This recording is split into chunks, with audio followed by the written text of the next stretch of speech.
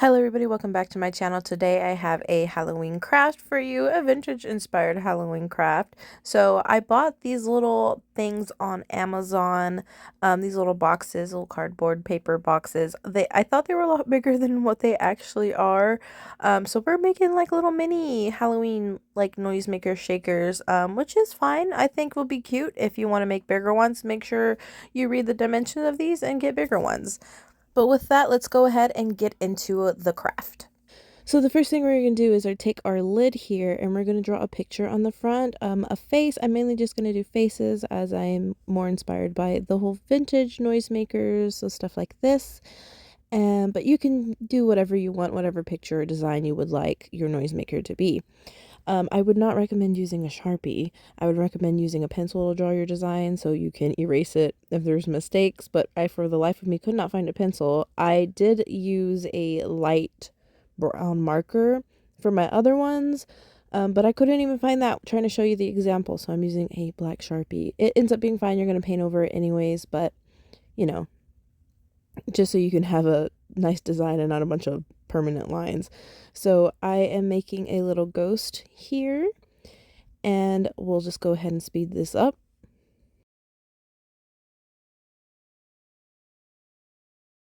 So here's how our little ghost turned out. I think he's pretty cute. I did make a bunch beforehand, and I just made another one of the ghost I had made before. As you see here, this my ghost before, and then the one I just made with the Sharpie. I also made this one that I don't know if it's going to be a clown or a pumpkin yet. This one that is supposed to be a devil. Then I have this one that's supposed to be a pumpkin. The little pumpkin lines are messed up, but it's alright. I'll fix it when I go to paint it. And then this one, I don't know if it was supposed to be a cat or a clown or something. We'll figure it out. That's why there's a bunch of mouths, but I'll figure it out at some point. This one is going to be a cute little bat. And then this one is going to be a kitty cat. So that is all of the ones I have made. Now some of the pieces you might realize are missing things, like the ghost is missing the thing that makes him a ghost, like his pointy head. So I have 3 extra little boxes that I'm going to use because it's the same material and it's actually pretty sturdy material.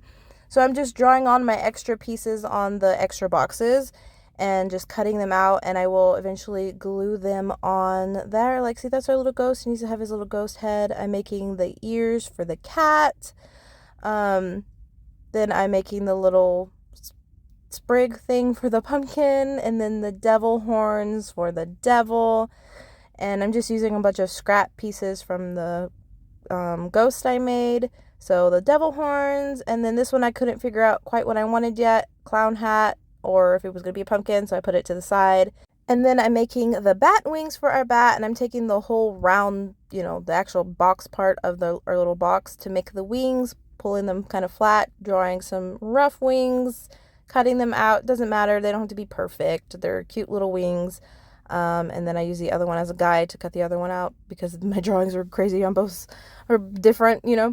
Then I'm taking the box and drawing a line so that it can sit flush against it, because I will glue them down with was it E6000 glue, just like that. So I glued him down and put him to the side, and then I realized this would probably be easier to paint first before gluing it down, so I would paint before gluing.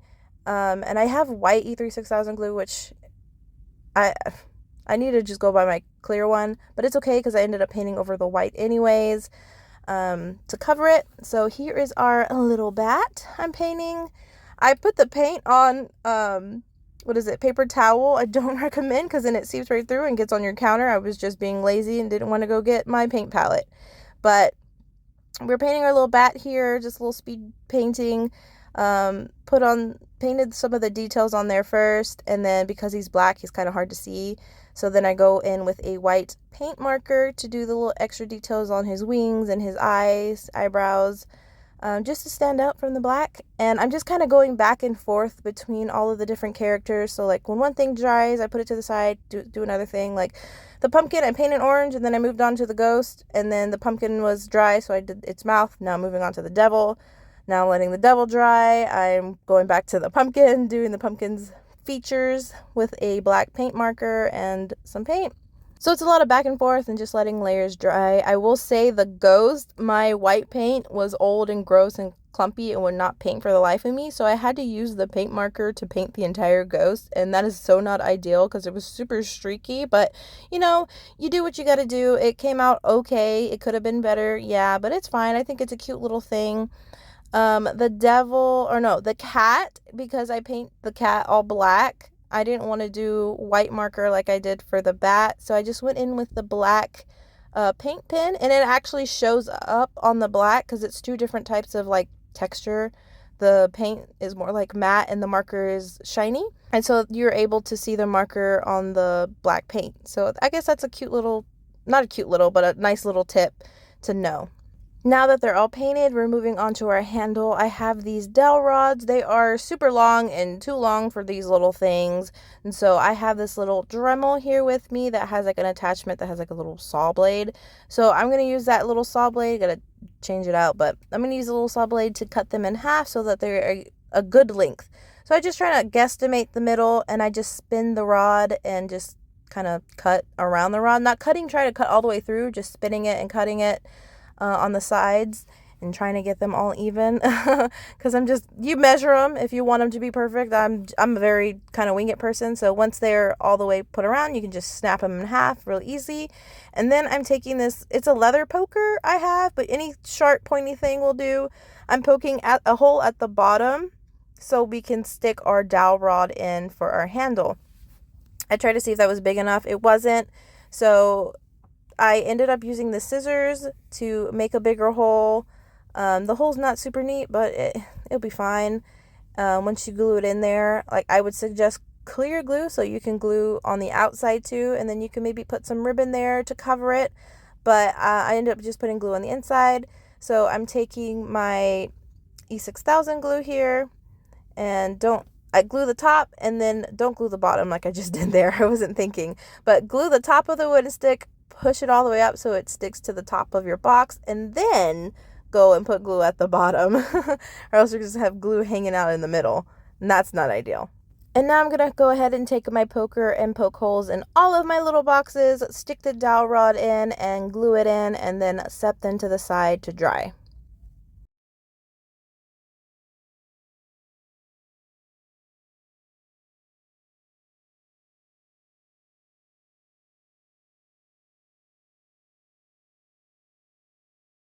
While those dry, I'm now going to move on to making some of the noisemaker elements of our noisemaker. I've got a bag of just assortment of different colorful beads here. And so I'm just picking out a pair for each noisemaker that I think would look cute with it. And then I'm also going to have this cotton string that you saw before. I'm just using black because I feel like black will go with all of them. And cut them longer than you think you need. But I'm going to use that black cord and then one cord that's like red and white for the devil. And see, like that is too short. I realized later you need to cut them pretty long. Just, it's always good to have extra versus, not have enough and have to redo it.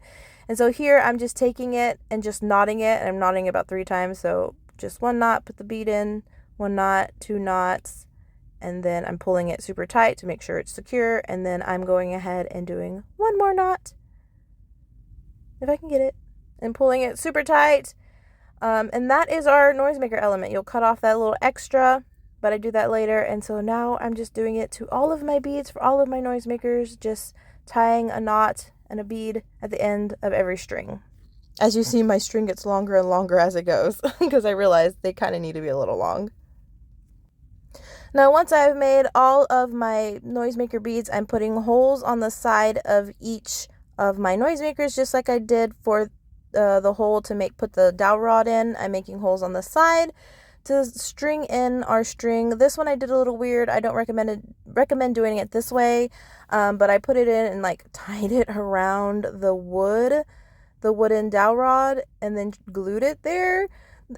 I think that's a bit overkill. I don't think you need to do that. I did that for one of them. Don't recommend.